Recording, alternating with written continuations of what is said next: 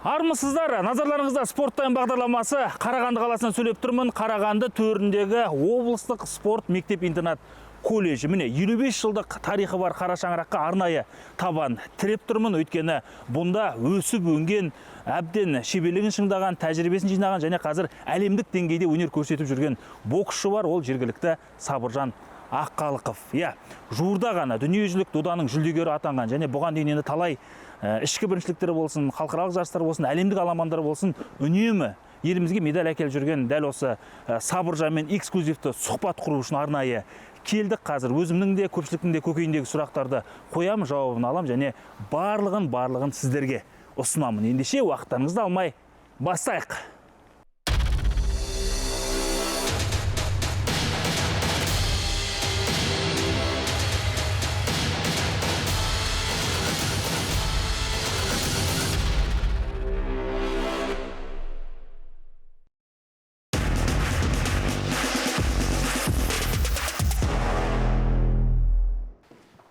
Сонымен Қарағанды төріндегі облыстық спорт мектеп-интернатының бокс залы және мінекей кейіпкеріміз Сабыржан бізді күтіп отыр. Әлем чемпионатының күміс жүлдегері, әлем кубогының жеңімпазы Сабыржан, өте қуаныштымыз көргенімізге. Енді бірер күн бұрын ғана елге жеттіңіздер. Абыр сабырдың кезі қалай, көңіл-күй бәрі дұрыс па? Көңіл-күй жақсы, бәрі жақсы. Қарбалас кезі ма? Мынау миының, ағзаның бір біз шетелден Қазақстанға келгенде бір болады ғой, аумалы төкпелі уақытты қабылдай алмай жатасыздар. Оның үстіне түскен кезде бірден марапаттау рәсімі өтіп жатыр, кездесулер өтіп жатыр, әртүрлі адамдар қабылдап жатыр деген сияқты ғой. Бірақ бір жағымды, әйтеуір қуаныштың қарбаласы ғой. Қуаныштымыз. Барлығы звондайды, құттықтайды, сол кездесіп. Уақыт табылып жатыр ма? Уақыт табыламыз. Жаттығуды да араластырып, кездесуге де уақыт табу керек дейсіз ғой. Сабыржан, біз енді Қарағандыда болып жүрік, бірақ дәл осы залда болмаппыз бұған дейін. Бұл жаңа енді сыртынан байқап жатырмын, облыстық спорт мектеп-интернаты. Облыстағы жалғыз спорт мектеп-интернаты. Және онымен өзіңді не байланыстырады? Сен бұл жерде оқыдың ба, жаттықтың ба, қандай байланыс бар деймін ғой араларыңызда? Осы спорт-интернат Қарағанды единственный. Сол интернат бізден кішкентай кезінде здесь тренировались, проходили сборы всегда. Если сбор, например, Астана, Алматы, осында келеді, біз мына жерде жұмыс істейміз, снаряд, ринг. Интернатта болғанда Қарағанды Шахтинскте өстің ғой негізі, туған жер Шахтинск. Шахтинск бұдан 40 шақырым қашықтықта жатыр. Бірақ жарыстар, жаттығулар осында өтетін бе еді? Бала кезден бастап? Осында. Интернатта жатпадың, Интернатта жатпадым. Үйде, Шахтинскта. Және енді мен білуімше бұған дейін 2 ринг болыпты? 2 ринг, қазір ремонт жасалған, мына жерде освежили. Мыналар біздің Карагандинский жұлдыз. Серик Сапиев, Геннадий Геннадьевич, Айда Абекеева, Серик Илеуов. Енді қазір олардың қатарын Абылайхан Жүсіпов, Сабыржан Аққалықовтар толтырып отыр ғой. Бұйырса сіздерді де осында әлет деп ойлаймыз енді суреттеріңізді.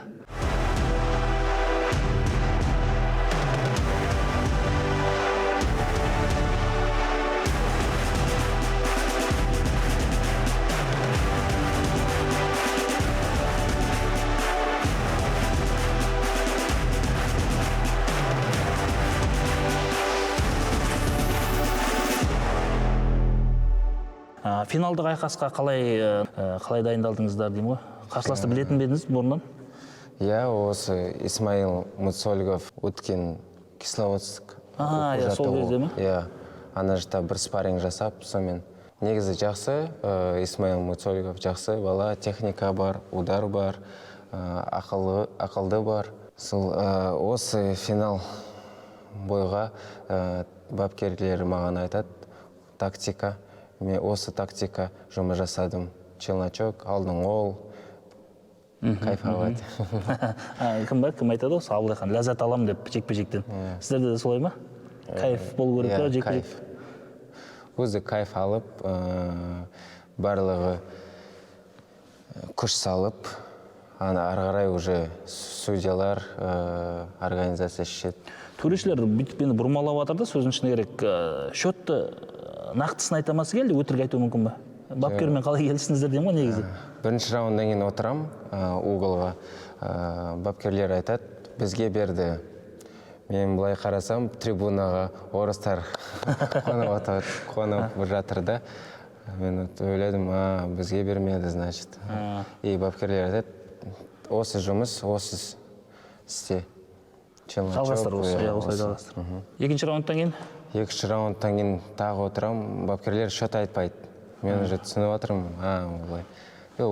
Уже, как сказать, смирился, уже начал делать, что вот планировали с тренером челночок, біздің қазақский стиль. Енді өткені сізді өзіңіздің жеке бапкеріңіз жақсы біледі ғой. Ол біліп тұр ғой. Мен ойымша қазір айтсам жаңып кетеді. Құлатамын дейді, жаңа эмоция болады, сондықтан енді көріп тұр, бұрмалап атқанда біледі де жаңа төрешіліктің.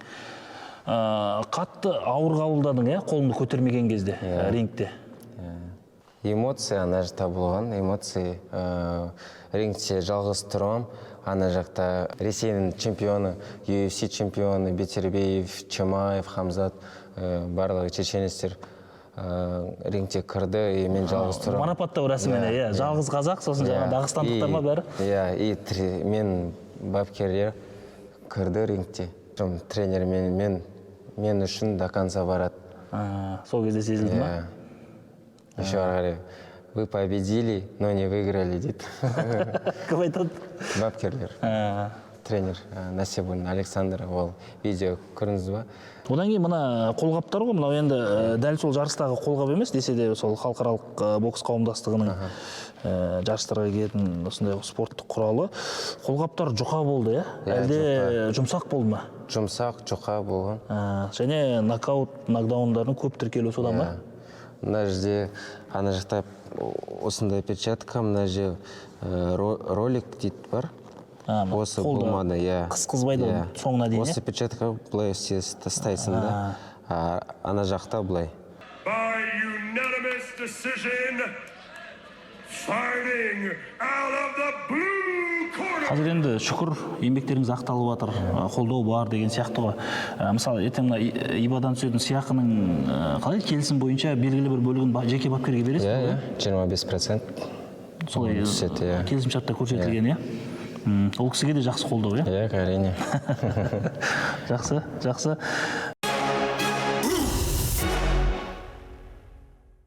Ішкі бәсекелестік туралы не айтасың? Мысалы, Қазақстан чемпионатына қатыстың, жаттығу жиындарында жиі боласыздар, спаррингке тұрасыздар. Қалай 75 келіде өзіміздің ішкі балалар туралы айтпаппыз ғой ештеңе? Жақсы конкуренция, біздің жақсы Тимур Нұршейтов бар, Аман Қонысбек бар, қалған тоже бір-екі бала бар, 75. Максимально жұмыс жасаймыз, мақсат арманымызға жетеміз, сол. Абылайхан 11 жыл бойы жаңағы әлем чемпионатының алтынына ұмтылды ғой. Сол сияқты сенде де іште қалып қойды ғой, күміс бар, енді алтын болу керек деген. Алтын. Алла қаласа аламыз. 2027 жылғы Астанада өткен болатын әлем чемпионаты, сол жерде чемпион боламыз. Жақсы.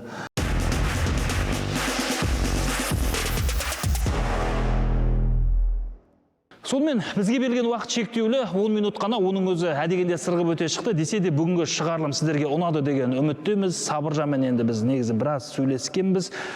Біздің осы жоғарыда айтқан 10 минутымызға сыйғанынша және негізгі деген маңызды деген бөліктерін салдық. Алдағы уақытта басқа да чемпиондарымыз бар. Оның ішінде дәл осы Қарағанды облысының тумасы Айда Бекеева, әлем чемпионы, Абылайхан Жүсіпов, әлем чемпионы, және жастар арасында, жасөспірімдер арасында мықты ізбасарлар өсіп келеді. Оларға да осылай арнайы барып, залдарын көріп, тыныс тіршіліктерін байқап, және осылай ашық сұхбат құрып, барынша ақпаратты қолдау, таныту жоспарда бар, және еліміздің басқа аймақтардағы таланттарды да іздейміз, табамыз және сіздерге таныстырамыз.